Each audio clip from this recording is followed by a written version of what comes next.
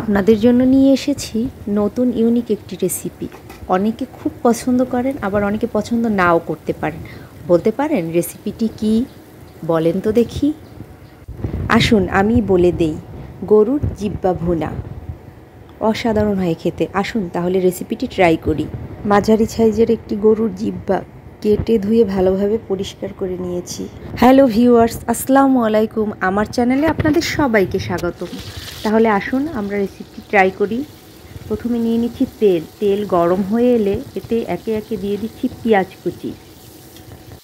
একটু হালকা করে ভেজে নিচ্ছি। এবারে দিয়ে দিতে হবে লবণ, পরিমাণ মতো দিতে হবে। এবারে বাটা মশলা দিয়ে দিচ্ছি। পেঁয়াজ বাটা, জিরা বাটা, আদা বাটা, রসুন বাটা। যে যেভাবে খেতে পছন্দ করেন সে সেভাবে পরিমাণ মতো দিয়ে দিবেন।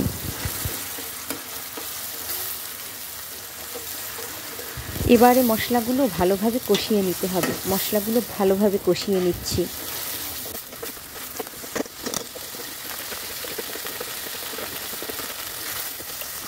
এবারে সামান্য পরিমাণে পানি অ্যাড করছি।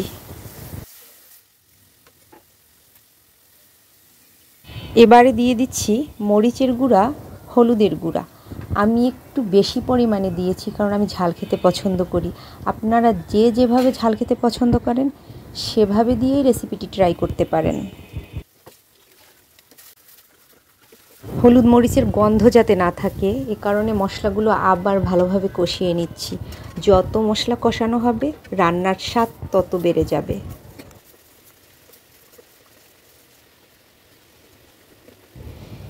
দিয়ে দিচ্ছি ছাল, এলাচি দিয়ে ভালোভাবে একটু নেড়েচেড়ে কষিয়ে নিব।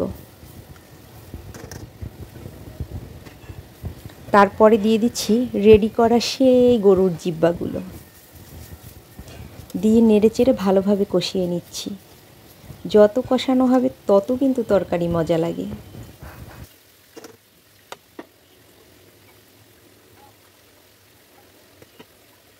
ঢাকনা দিয়ে কষিয়ে নিচ্ছি যাতে কষানোর সময় তেলটা ছেড়ে আসে, দেখতেও ভালো লাগে, খেতে খুব সুস্বাদু হয়।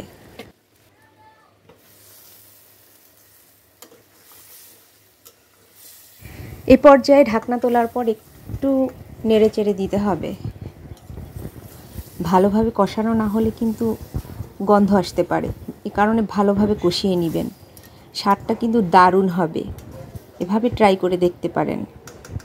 ভালোভাবে তেল ছেড়ে আসা পর্যন্ত বা উঠে আসা পর্যন্ত কিন্তু আমি কষিয়ে নিলাম।